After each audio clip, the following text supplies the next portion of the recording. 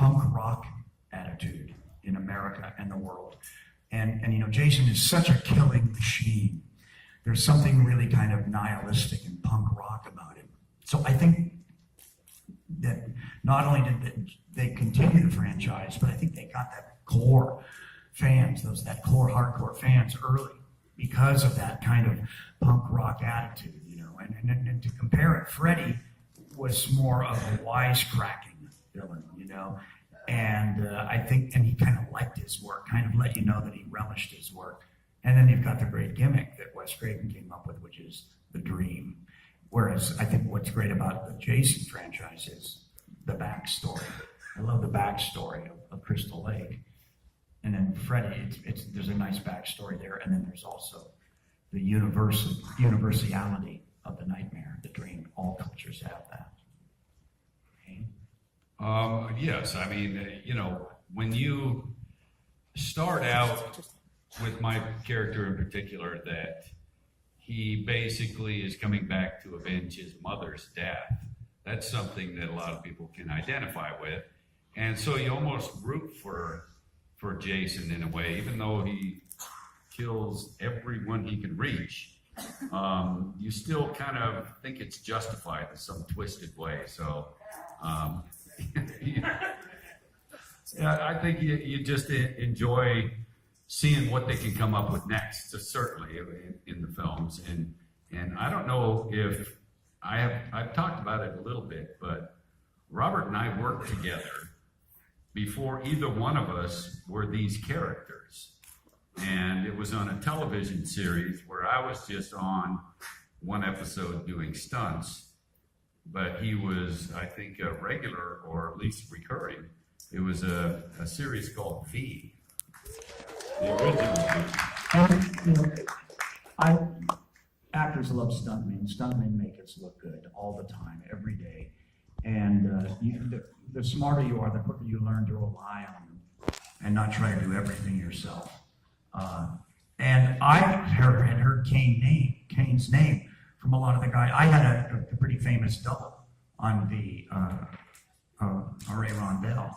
And I heard Kane's name a lot because it's a strange name, Kane Hodder. I mean, it's you don't forget that name.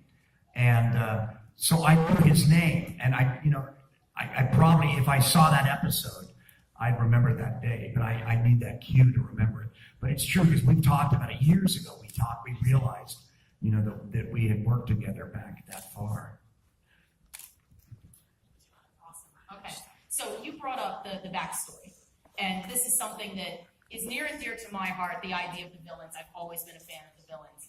And I wanted your thoughts on what you think about how much more into the backstory they've gotten. You know, certainly with Nightmare on Elm Street, they got much more into Freddy's backstory.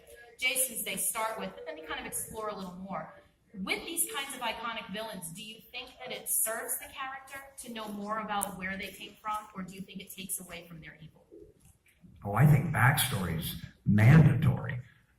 And I don't like it when they try too hard for sympathy. I don't think that's right. But I love layering backstory with not only for the trivia aspect for the fans, but it also gives us something to chew on as actors. Yeah, I agree. I mean, you know, the first 25 years of my career is just doing stunts. So I never really thought about playing characters and backstory and stuff. And then once I started doing that, it was as interesting to me to do dialogue as it was to do stunts. And I never thought that would happen. I loved doing stunts. And people say, hey, you want to be an actor? When I was, you know, just working all the time in stunts. And I said, no, not really. I mean, it doesn't really interest me. But then I realized how challenging it is to be an actor, to deliver dialogue and emotions in a convincing way. It was very enjoyable to me once I started doing it. Now almost all my work is dialogue type stuff. So I'm having just as much fun in my career as I did when I was falling on my head. Kane's being modest. You know, all an actor is and all a director is. And what separates us all from animals is we're storytellers. There's only so many stories to tell, except your personal ones. And years ago, Kane and I were closing a bar somewhere, and Kane was just being such a raconteur and telling stories about his childhood and telling stories about stunt works and stunts that went wrong and stuff. And then we did, and I can't remember where it was, I think it was in LA, we were on a live feed somewhere, sitting together, doing a promotion. And I don't think it was Fear Clinic. Maybe it was just some show that was dealing with villains like this panel. But Kane told a great story on that panel. And afterwards, Kane didn't even realize how great that story was. But he's a natural born storyteller. And I think it's a gift. Not all actors have it. You know, a lot of us say, thank God we get to say somebody else's words and wear somebody else's clothes. You know, because I don't dress real cool and I can't come up with a lot of good stuff. But he has such a rich life to draw upon, and he's a natural storyteller. You kind of sit there and he lays it out in a nice sequence and dramatically, and it's a real gift. But that's really what we all love about horror and science fiction and fantasy and other kinds of films and books is the stories, and we all relate to them a little different. We all identify with them a little different, I think. And that's the real key. That's great. So I know, Robert, you've classically trained theater actor. And, you know, talking about Jason and how Jason's story kind of comes up from the beginning, when you were bringing Freddy to the screen for the first time, what kind of process did you go through to create his backstory? I'd be lying to you if I told you I approached it method. I didn't. Sometimes I work from the inside out, which is method working. Sometimes I work from the outside in. Kane, I don't know about you, but when I see a script, when I get a part, sometimes you can see it in your mind's eye, you know? And then sometimes you go, I'm not right for this, or I don't see myself in this part. That's when you have to do the hard work, the internal work. With Freddy, it happened, I think the first week I was in the dressing room, and I've told this story a lot. I'm going to stand for it just because I want to stretch, because I've been on my butt all day. But I was in the dressing room. It was real hot summer of '84. Olympics, they had the big LA Olympics of Arts there, and we're on the old Lucy and Desi sound stage, which is funny. They shot Dick Van Dyke there, Brady Bunch, and now it's Freddy Krueger and his girls, and Johnny Depp. And I've been up since 4 in the morning. And I'm getting touched up at like 10 in the morning. Getting touched up. I've already worked a lot. And I'm sitting there in a barber's chair in the old Desi Lou makeup room. Probably the leather's been heated by Desi's butt and Lucy's butt and Fred and Ethel's butt. And I'm sitting there and I'm getting poked at with a makeup brush that has crusted glue on the brushes. It's gotten dry.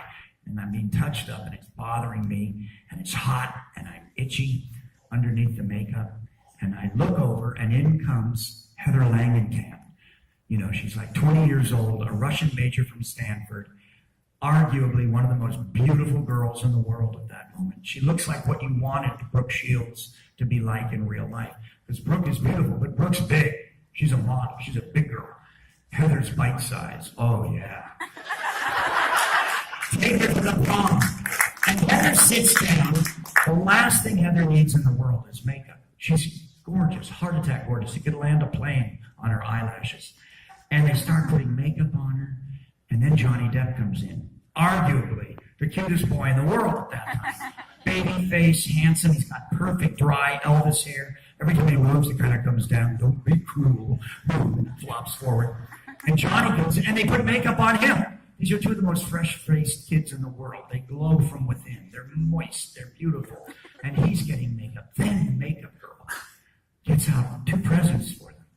Little tiny pink plastic fans with a battery in them to keep them cool. Oh. And I'm sitting there, and I'm itchy, and I'm getting basted like a turkey with KY jelly. Or a guy in a bad date. And I'm getting rubbed down so that the color will come up in my makeup. And I'm thinking, Jesus, Robert, did you do the right decision by taking this part? You're on a television star now. You've starred in 15 movies. You're doing this. You know, these kids, they're young, they're beautiful. They're going to be stars, I can tell. Johnny Depp, my girlfriend had already told me he was going to be a superstar.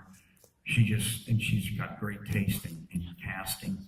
And I'm feeling angry at them and envious and jealous of them. And, you know, I don't get a little pig fan. What am I, chopped liver? And I went, wait a minute. I can use that. I can use that envy. I can use my jealousy. I can use my resentment of their youth and their beauty. Because what does Freddy do? He kills youth and he kills beauty. Because he's killing the future, which is what children are, which is the symbolism of Nightmare on Elm Street. So that little moment clicked on me. And that's what I would use as shorthand. I'd be out, you know, working 14, 15, 16-hour days. And I'd have to get mad at the kids, or I'd have to like come up with some kind of internal anger when I'm with them. And I would just click into that little moment. It's like an old actor's trick. You know, you remember, because once you've had it, you remember it.